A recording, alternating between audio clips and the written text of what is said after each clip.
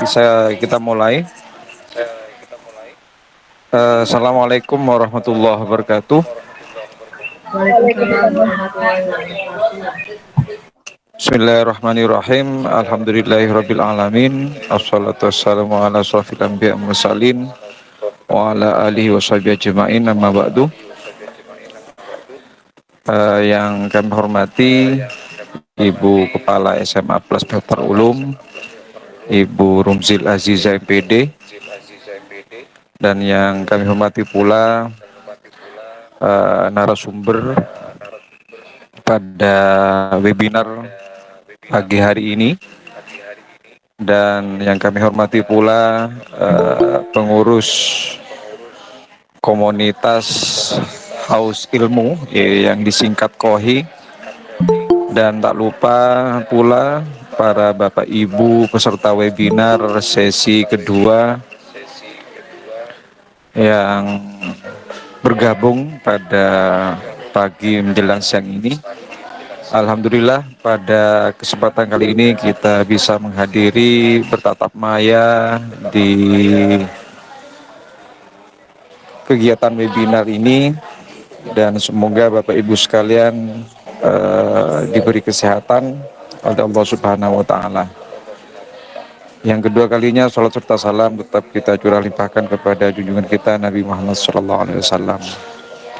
Bapak Ibu yang saya hormati, jadi perlu diketahui webinar ini adalah rangkaian kedua terkait implementasi kurikulum Merdeka, yaitu dengan topik pembelajaran dan asesmen. Minggu kemarin, hari Senin kemarin itu sudah masuk di sesi pertama, yaitu membahas tentang capaian pembelajaran dan tujuan pembelajaran dan alur pembelajaran. Nah, pada kesempatan hari ini kita akan mengupas secara tuntas terkait pembelajaran dan asesmen. Sebelum masuk ke materi, saya memperkenalkan dulu narasumber kita pada hari ini. Jadi narasumbernya itu dengan nama Ibu R. Siti Hasanah, SPD. Jadi beliau lulusan dari UNISA, Universitas Negeri Surabaya, dan insya Allah sebentar lagi akan juga menyelesaikan S2-nya. Jadi mohon doanya bagi teman-teman agar supaya teman kita narasumber pada hari ini diberi kemudahan untuk menyelesaikan S2-nya, magisternya. Selain itu, Ibu Ana ini juga aktif dalam organisasi sosial, dan juga beliau juga sebagai mentor dari salah satu lembaga bimbel yang ada di Kabupaten Sumeneb, dan banyak juga prestasi-prestasi beliau yang didapat, dan juga yang terakhir itu beliau juga menjadi fasilitator daerah ketika kurikulum K13 tahun 4 tahun yang lalu. Bapak Ibu yang saya hormati, untuk menyingkat waktu dan efisiensi waktu, jadi saya berikan ke waktu seluas-luasnya kepada Ibu Ana untuk menjabarkan, untuk memaparkan dengan topik pembelajaran dan asesmen. Monggo Bu Ana, kami persilahkan.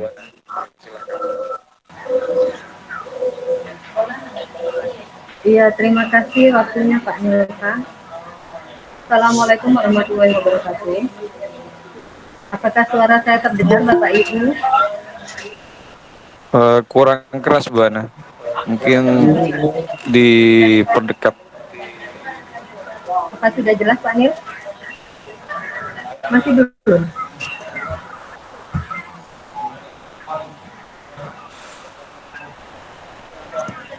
Tes, sudah terdengarkah suara saya Bapak Ibu?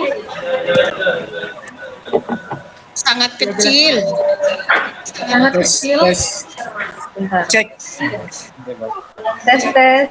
Apakah sudah jelas? Tidak jelas ya Pak? Suaranya. Enggak, kurang 4, lebih dekat ya. Tidak keluar aja.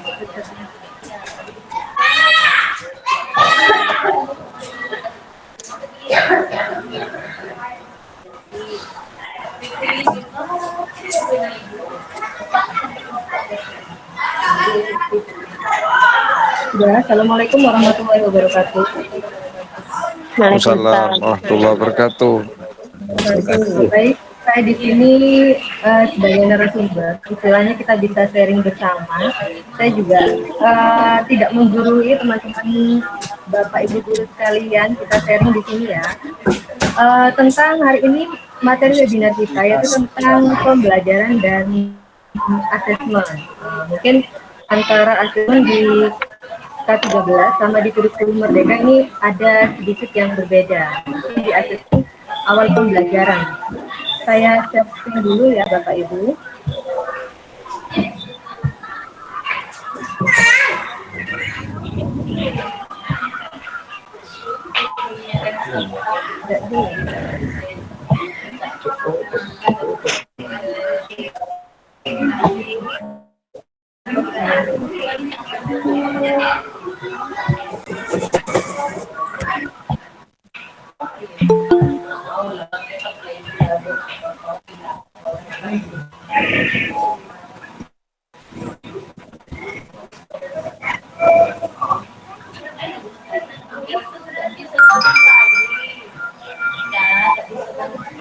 Apakah sudah terlihat screen saya Bapak Ibu?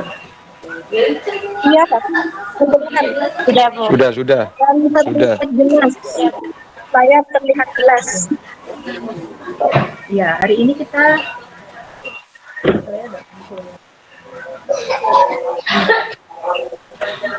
bentar.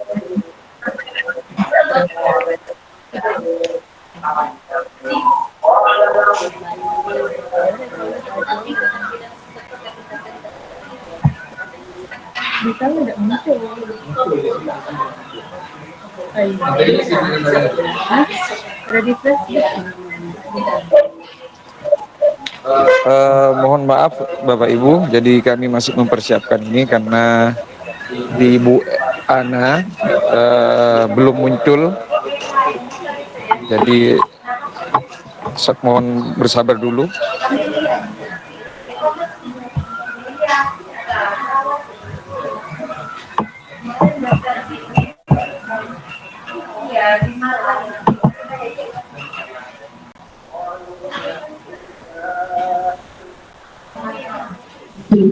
Apa sudah?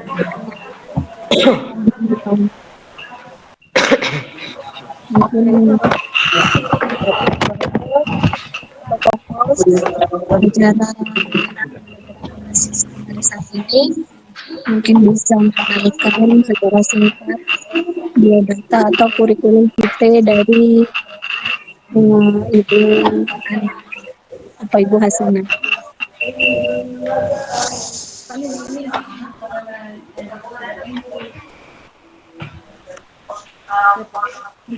Tutup.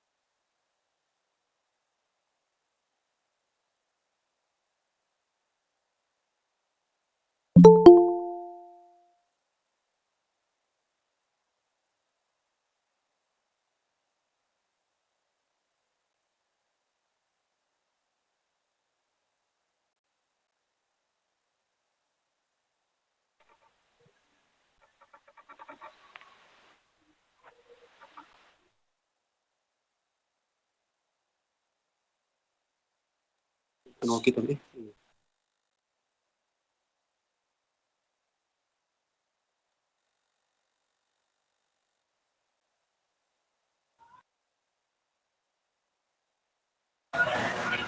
Sudah muncul. Saya pakai punya Pak Nil yang screen ya, karena ini ada kendala sedikit.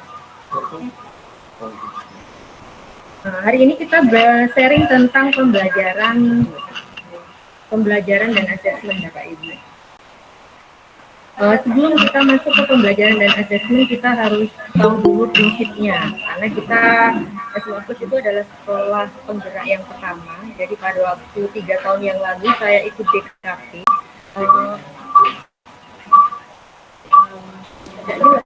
Nggak jelas, nggak jelas.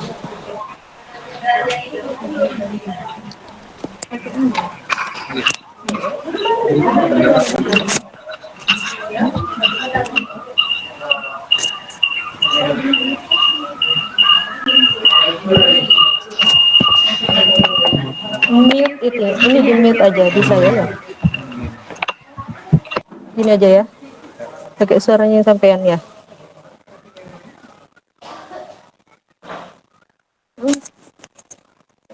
Oke.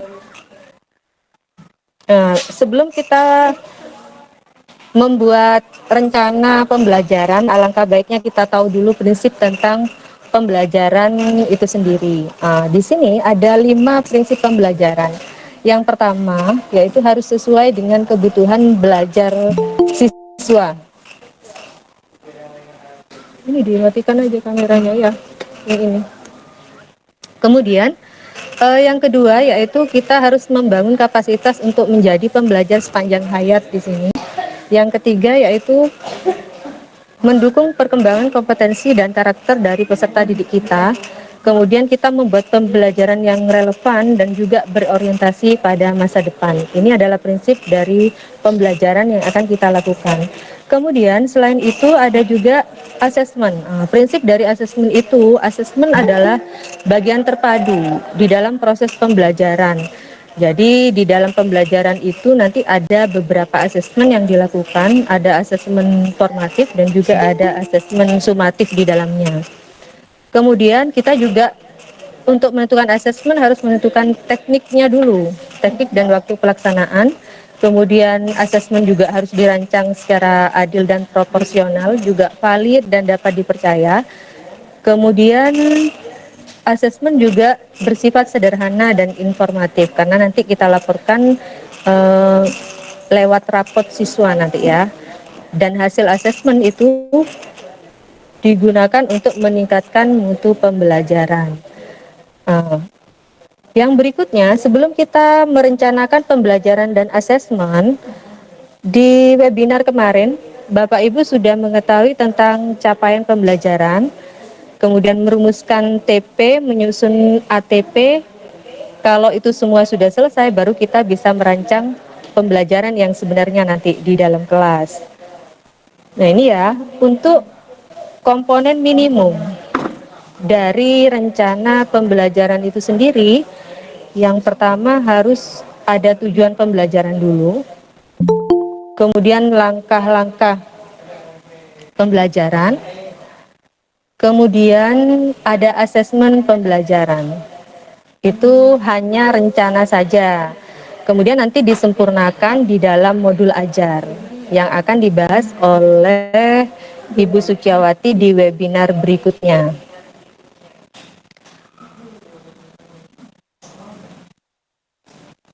Pak Nil tah, tidak bisa ganti kalau full screen Pak. Ini ya Bapak Ibu, untuk slide-nya Pak sudah ganti ya.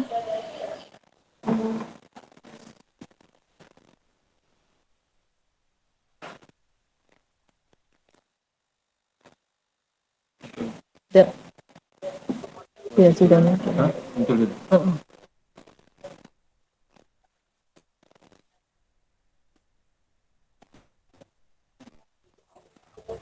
Nah, di rencana dalam modul ajar itu nanti ada 2 asesmen Bapak Ibu.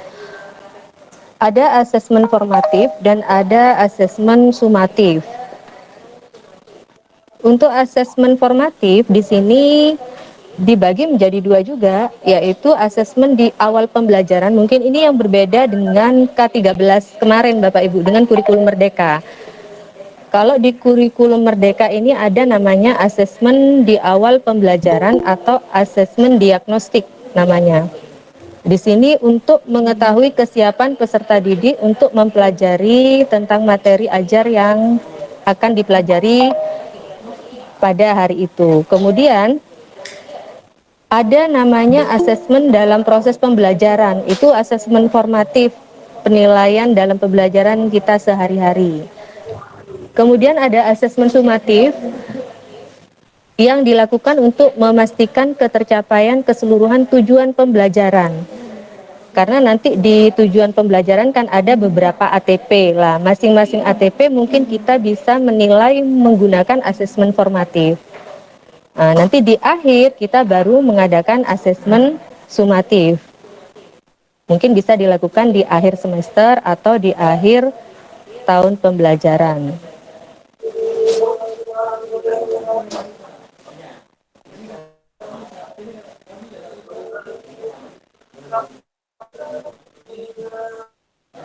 Nah, di sini untuk merencanakan asesmen, pertama kita harus merumuskan tujuan dari asesmen itu sendiri. Kemudian mengembangkan instrumen dari asesmen yang akan kita lakukan. Yang pertama ya, tadi kan asesmen formatif ada dua, ada asesmen di awal pembelajaran atau dikenal dengan asesmen diagnostik. Asesmen diagnostik ini juga dibagi dua. Ada asesmen non kognitif dan ada asesmen kognitif di sini. Untuk asesmen non kognitif di sini yaitu tentang untuk mengetahui psikologi sosial dan emosi siswa dan juga aktivitas di rumah, bisa juga latar belakang pergaulan siswa, juga gaya belajar dan karakter serta minat siswa di sini. Untuk asesmen diagnostik yang kognitif itu untuk mengetahui capaian kompetensi siswa sebelum kita masuk ke materi yang akan diajarkan. Mungkin ini alat atau metode yang dilakukan untuk mengukur atau untuk melakukan asesmen diagnostik.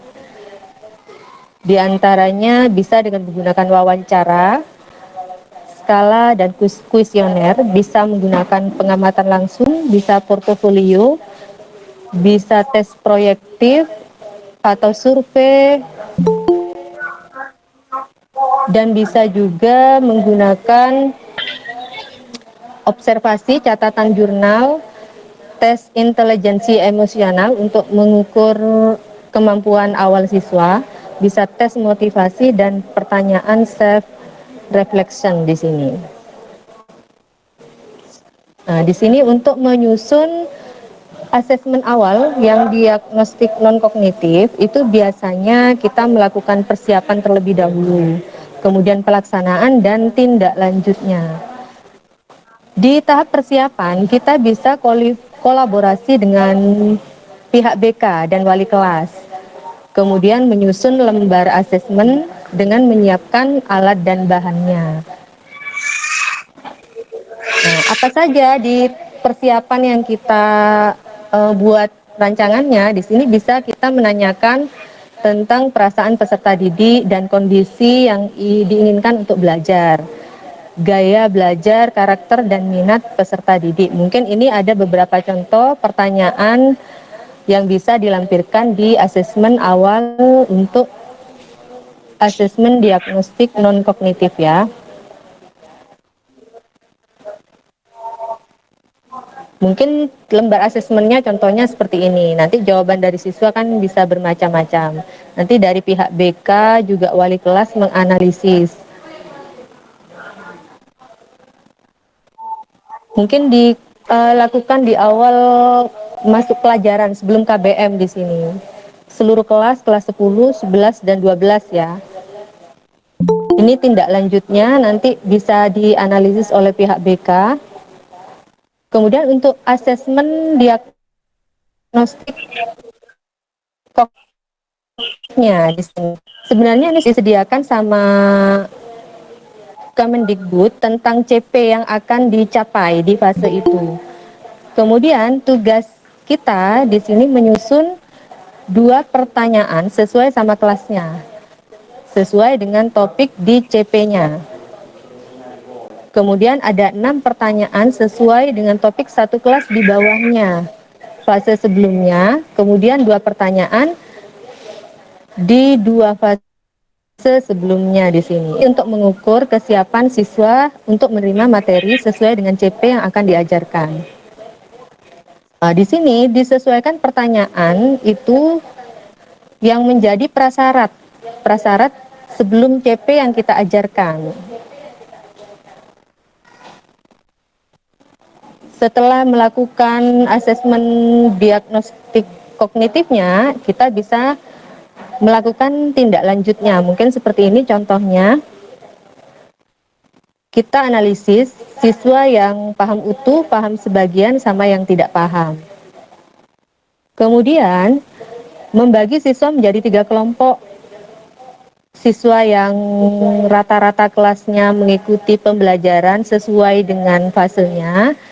Kemudian ada yang di bawah rata-rata, kemudian ada yang di atas rata-rata. Nanti kita bisa melakukan pembelajaran yang berdiferensiasi di dalamnya. Yang dibahas lebih lanjut nanti di modul ajar, cara menyusun modul ajar. Ini mungkin contoh instrumen penilaian atau asesmen.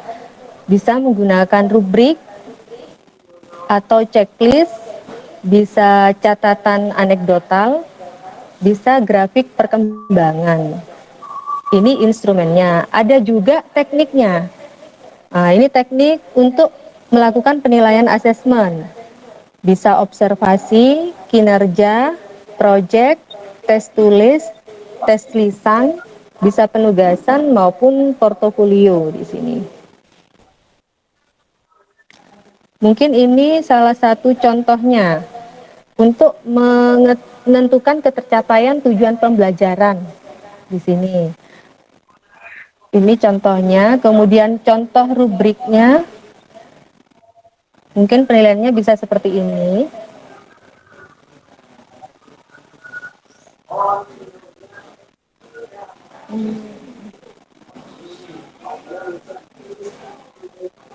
Ini contoh asesmen formatif dengan menggunakan rubrik. Bisa menggunakan skor 1, 2, 3, 4. Di dalamnya juga dipilih indikatornya.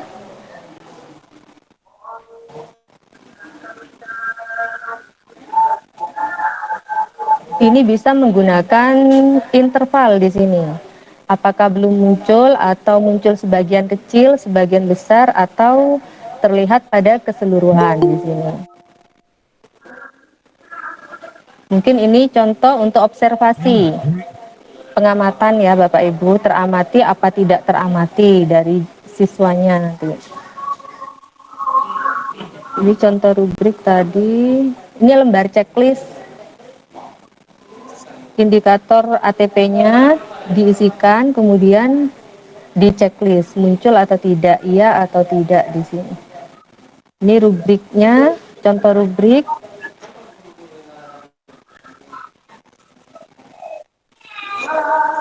Dan nanti bisa disajikan dalam grafik perkembangan peserta didik nanti.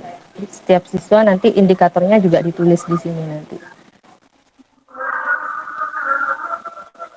Ya, mungkin itu paparan materi, sedikit materi dari saya, Bapak Ibu. Saya kembalikan ke Pak Nilta sebagai moderator.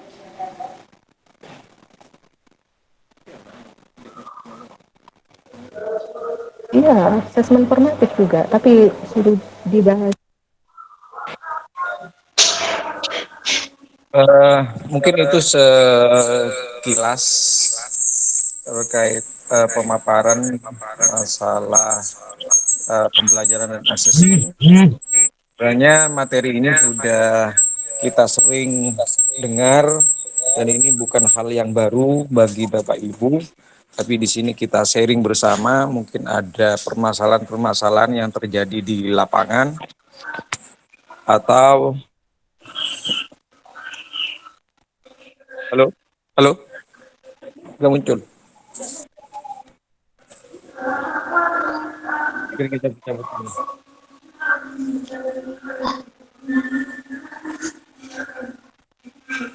Halo. Ah, mohon maaf, mungkin sekelumit pemaparan dari Ibu Ana terkait topik pembelajaran dan asesmen. Jadi kita di sini sharing bersama. Sebenarnya materi ini adalah bukan hal yang tabu lagi buat kita, karena kurikulum Merdeka sudah berjalan sekitar 3 tahun. Dan mungkin ada permasalahan-permasalahan yang terjadi di lapangan, mungkin kita sharing di sini dan kita pecahkan di sini bersama-sama. Mungkin untuk saat ini kita beri 3 penanya. Silahkan Bapak Ibu raise hand, klik raise hand. Nanti saya berikan waktu kepada Bapak Ibu yang klik raise hand tersebut.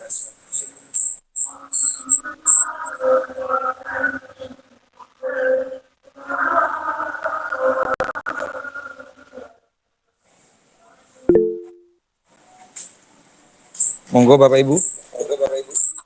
Iya, ini ada Bu Suhri sayang. Ya, kami persilahkan Bu Suhri, diklik unmute-nya.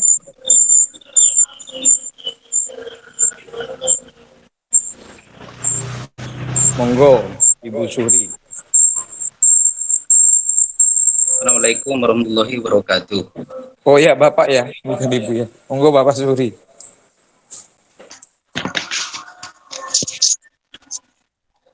Dalam asesmen tadi penjelasannya yang kurang mengerti, di sini saya tentang masalah asesmen sumatif dan formatif. Langkah-langkahnya untuk kita memberikan pembelajaran kepada siswa. Maksudnya saya tentang penyebarannya kurang mengerti. Begitu Ibu. Assalamualaikum warahmatullahi wabarakatuh. Ya, mungkin langsung bisa dijawab Bu Ani, tanyakan terkait masalah asesmen formatif dan asesmen sumatif. Dipersilahkan Bu Ana. Ya, terima kasih Pak Nil, terima kasih juga Bapak Supri. Untuk asesmen formatif itu dilakukan selama proses pembelajaran berlangsung Bapak. Jadi kita adakan asesmen mungkin di akhir pembelajaran atau bisa di akhir materi nanti. Itu kita menggunakan asesmen formatif.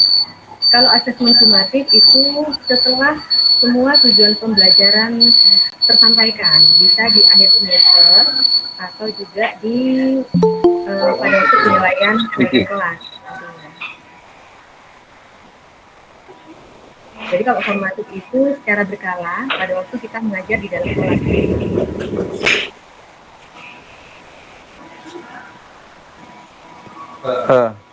Ya, mungkin ada tambahan mungkin dari yang lain, mungkin bisa kita sharing di sini. Mungkin ada yang bisa menambahkan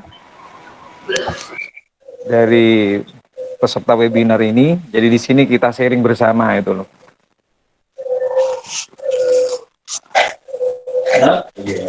Mungkin dari Bapak Ibu bisa menambahkan mungkin terkait pertanyaan dari Bapak Suhri.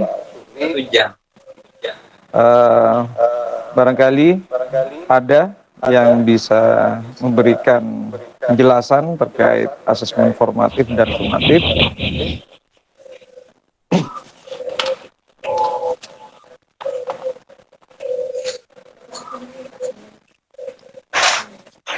Kak, dipersilakan Pak Neta. Halo, Assalamualaikum. Ya, mungkin silakan Bu Emma, mungkin bisa menambah. Iya, baik. Assalamualaikum warahmatullahi wabarakatuh. Saya sekedar sharing saja pengalaman saya selama mengajar tentang pelaksanaan asesmen formatif dan sumatif. Seperti yang dijelaskan oleh Bu Ana tadi, bahwa asesmen formatif itu adalah asesmen yang dilaksanakan selama pembelajaran berlangsung. Ini bentuknya belum tentu dalam bentuk tes. Bisa kita dalam bentuk kuis interaktif bermahasiswa. Misalnya kita selesai satu subbab pembelajaran, kemudian kita melakukan kuis interaktif. Itu bisa juga. Kemudian atau dalam bentuk diskusi, menilai keaktifan siswa ketika diskusi di dalam kelompok atau presentasi di depan kelas. Untuk presentasi kita bisa menggunakan rubrik penilaian presentasi. Itu bisa juga masuk ke dalam penilaian formatif. Kemudian ada praktek. Jadi misalnya di pelajaran biologi yang saya ampu itu ada kegiatan praktikum, maka kegiatan pelaksanaan praktek kinerjanya itu juga bisa dinilai sebagai penilaian formatif. Kemudian hasil praktikumnya itu juga bisa menjadi penilaian formatif. Untuk produk itu juga bisa. Misalnya anak disuruh membuat poster terkait hal-hal tertentu. Misalnya untuk kelas 10 itu ada materi virus tentang upaya pencegahan penularan penyakit oleh virus. Itu bisa. Ini misalnya kayak membuat poster 5M. Nah, itu juga bisa digunakan sebagai penilaian formatif. Jadi penilaian formatif itu tidak hanya sekedar pada penilaian tes tulis saja, tapi bisa berbagai bentuk sesuai dengan aktivitas belajar siswa begitu. Untuk sumatif, berdasarkan pengalaman saya, sumatif itu dalam bentuk tes tulis. Kenapa? Karena sumatif itu dilakukan untuk mengukur ketercapaian-capaian pembelajaran. Jadi menggunakan soal yang sama untuk semua tingkat kemampuan siswa, tidak didiferensiasikan maksud saya. Soalnya sama karena untuk mengukur tingkat ketercapaian pembelajaran. Begitu yang bisa saya tambahkan. Terima kasih. Assalamualaikum warahmatullahi wabarakatuh. Waalaikumsalam warahmatullahi wabarakatuh. Terima kasih Bu Emma. Jadi saya juga menambahkan terkait pemahaman asesmen formatif dan sumatif. Jadi yang perlu digarisbawahi Bapak Ibu, untuk penilaian atau asesmen formatif itu bertujuan untuk memantau dan memperbaiki proses pembelajaran serta mengevaluasi pencapaian tujuan pembelajaran. Jadi kalau formatif itu ada kaitannya dengan PP yang dibuat oleh kita. Kalau sumatif itu adalah mengukur ketercapaian dari CP tersebut. Nah itu mungkin yang bisa saya tambahkan. Mana Bapak Suri mungkin ada hal yang perlu digali lagi, kami persilakan Bapak Suri. Karena yang lain masih belum ada yang raise hand. Sudah kayaknya cukup ada penjelasan ya. Sudah cukup. Oke. Halo. Masuk. Oh ya, mungkin ada yang lain Bapak Ibu yang mungkin bisa kita diskusikan di forum ini. Karena waktunya masih agak lama.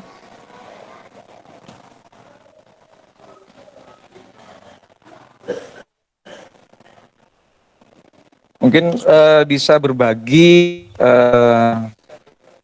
di sini terkait pengalaman-pengalaman dari Bapak Ibu yang sudah melaksanakan kurikulum merdeka terkait asesmen ini.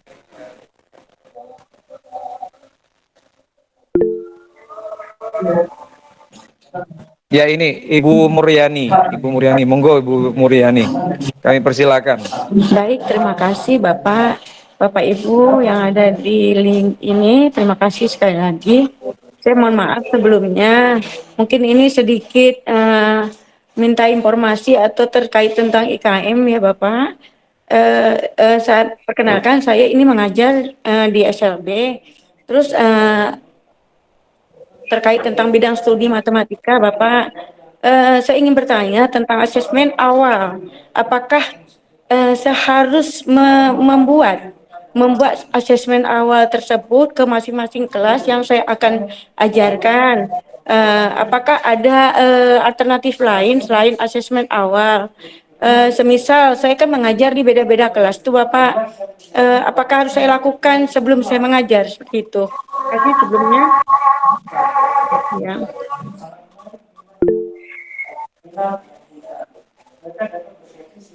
Ya, dilanjut dulu. Itu saja Bapak, terima kasih. Oh ya, langsung Ibu Ana bisa dijawab. Iya, Ibu Muryani. Asesmen apa namanya awal pembelajaran itu memang sebaiknya dilakukan di masing-masing kelas untuk menentukan kesiapan siswa. Misalnya kita mengajar jenjang kelas 10 ya kalau di SMA, jadi kita menyiapkan perangkatnya dulu, soal-soalnya untuk mengukur kesiapan siswa dari kita hari ini. Kebetulan saya juga pengajar matematika Bu. Jadi kalau nanti kita ke kelas 11, jenjang di kelas 11 mungkin pemahamannya berbeda dengan materi yang kelas ini. Begitupun juga di kelas 12 nanti. Jadi kita siapkan beberapa perangkat sesuai sama jenjangnya.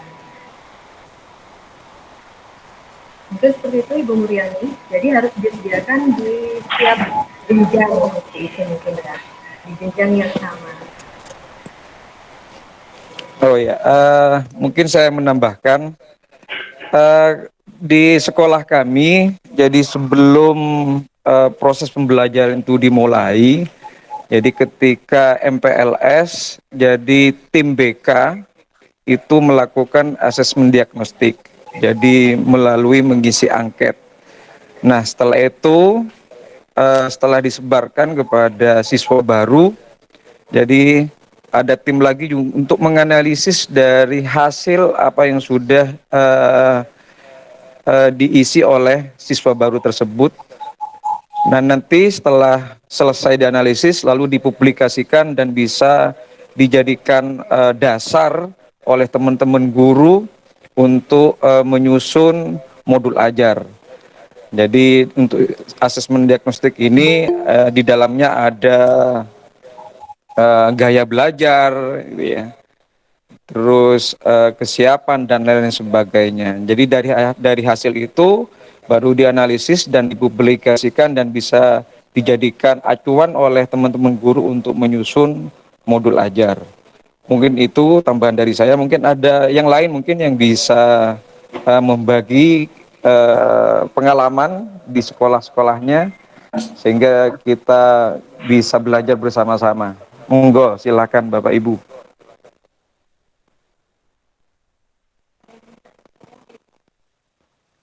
Oke.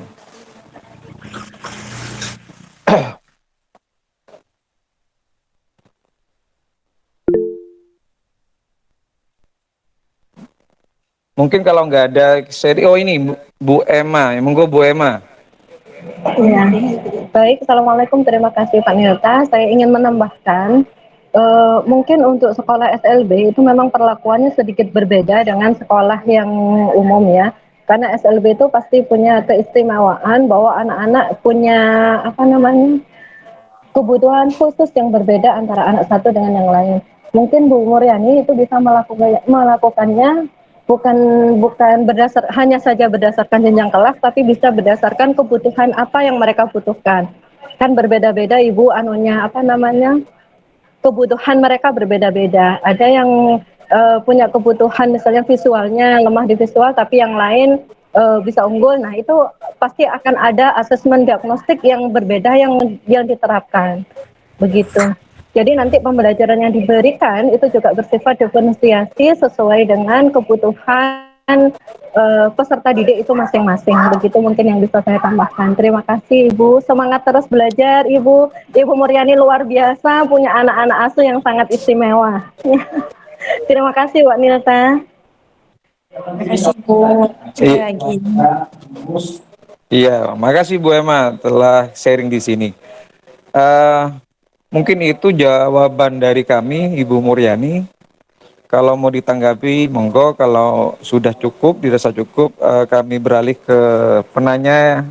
Satu lagi, penanya. Ada lagi Bapak Ibu yang perlu... oh ya, Ibu Latini. Monggo Ibu Latini. Ini penanya terakhir mungkin. Ya, Assalamualaikum warahmatullahi wabarakatuh. Dari SD Plus Miftahul Ulum mau menanyakan apakah itu harus dilakukan setiap pertemuan ataukah hanya di awal pertemuan saja? Terima kasih. Mohon maaf, bulat ini diulangi kembali karena nggak jelas.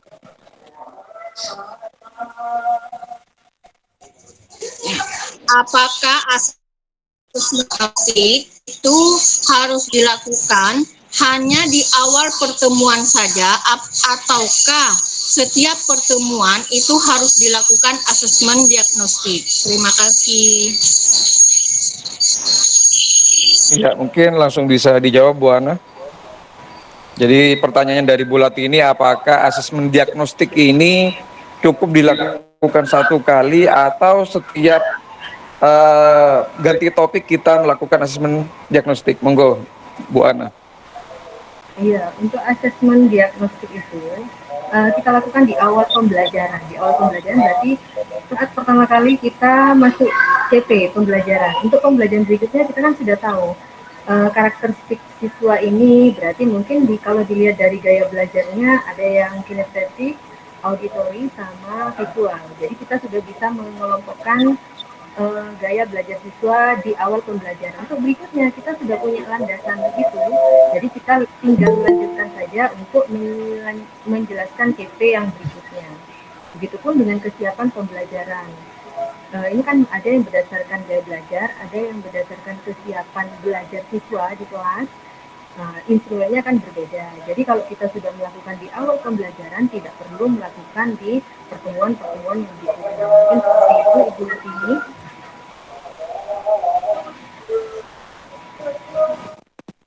Ya, mungkin saya menambahkan, jadi asesmen diagnostik itu kan ada dua Bapak Ibu. Jadi untuk non kognitif mungkin itu ada kaitannya tentang gaya belajar mungkin ya. Jadi kalau kognitif mungkin itu berkaitan dengan konten atau materi atau sejauh mana kedalaman materi ya siswa tersebut gitu loh ya. Jadi kalau non kognitif mungkin cukup di awal tahun, di awal saja. Tapi kalau untuk asesmen kognitif berkaitan dengan konten atau materi itu mungkin setiap TP kita kan membuat TP-TP. Jadi perlu kita mengadakan asesmen diagnostik yang kognitif. Mungkin itu tambahan dari saya. Barangkali mungkin ada tambahan dari teman-teman di sini, monggo silakan.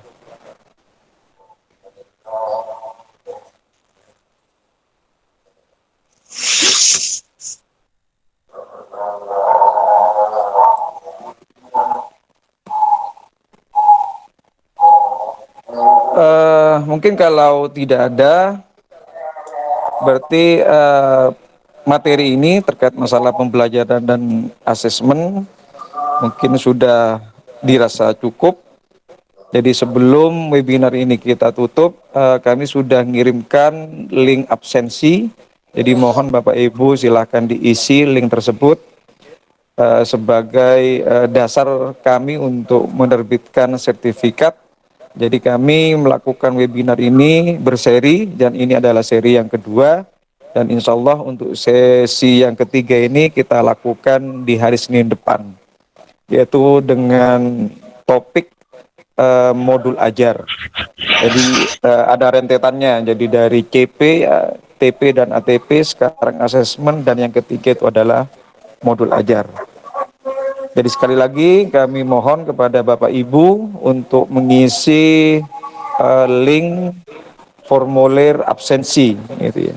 Jadi sebagai dasar kami untuk menerbitkan sertifikat. Dan insya Allah nanti di akhir nanti sertifikat kami akan kirim di grup WA yang ada di platform Merdeka Mengajar. Jadi di komunitas kami di Kohi di situ ada grup WA dan silahkan Bapak Ibu klik, nanti kami share-nya di situ. Kalau umpamanya di sini terlewatkan atau lupa link absensi, nanti kami kirimkan di grup WA di komunitas kami yaitu Kohi. Mungkin itu Bapak Ibu. Oh, ini ada pertanyaan dari Ibu Halimah di chat ini. Dari ketiga asesmen, apakah penilaian di rapot sama dengan penilaian pada saat kurikulum K13?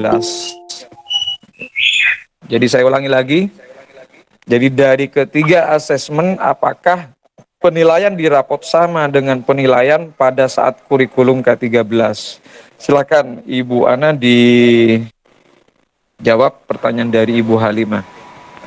Ya, mungkin pada waktu K13 kita ada beberapa penilaian, di antaranya kan ada beberapa kolom penilaian diisi bisa dari tugas-tugas, dan dari nilai rapot untuk sumatifnya itu. Kalau di K13 itu hanya ada satu nilai.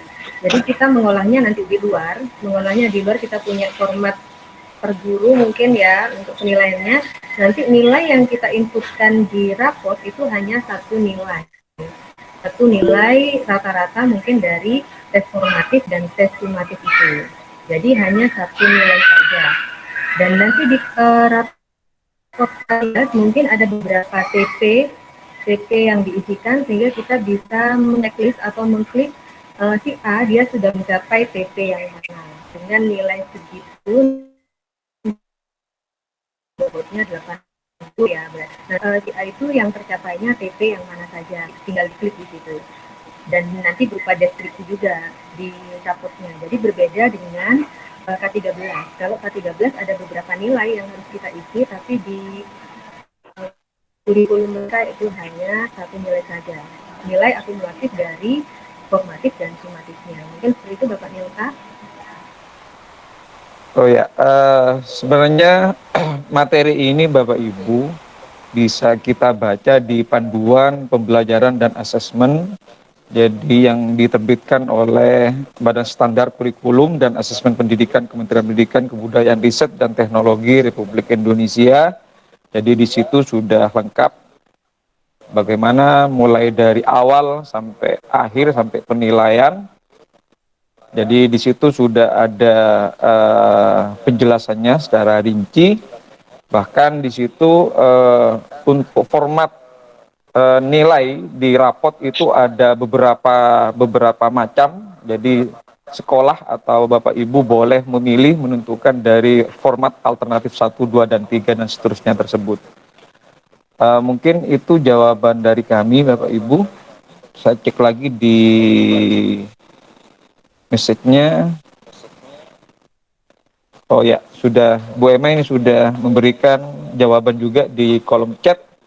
Jadi berbeda Ibu, untuk rapot IKM format penilaiannya hanya satu macam. Terus tidak terbagi menjadi kognitif, psikomotorik, dan afektif. Sudah dijawab oleh Ibu Emma. Mungkin kalau tidak ada lagi, dirasa cukup webinar pada siang hari ini.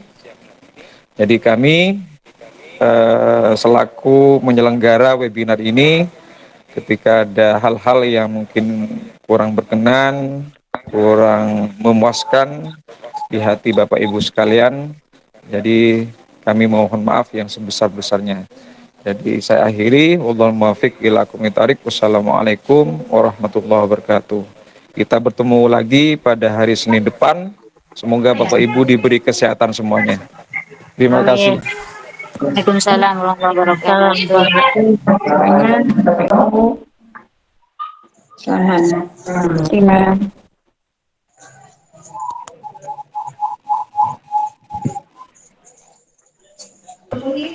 Bapak Ibu, mohon maaf sebelumnya kita foto bersama dengan membuka on kameranya. Kita foto dulu.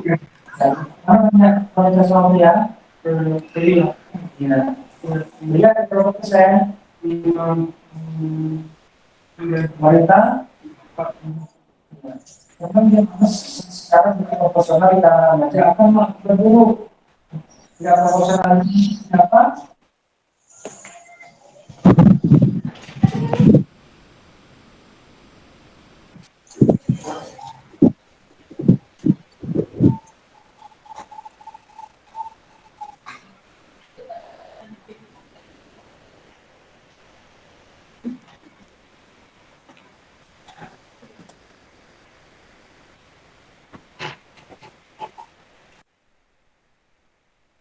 Oke, terima kasih Bapak Ibu atas atensinya. Kita ketemu minggu depan. Saya izin live.